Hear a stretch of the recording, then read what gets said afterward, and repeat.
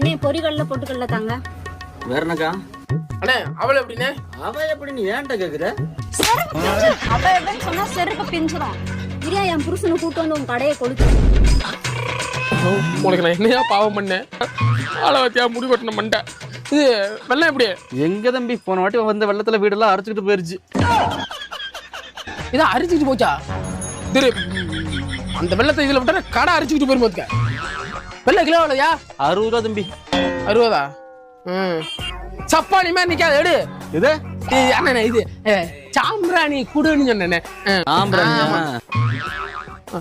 இது இது பத்தி இருக்கானே?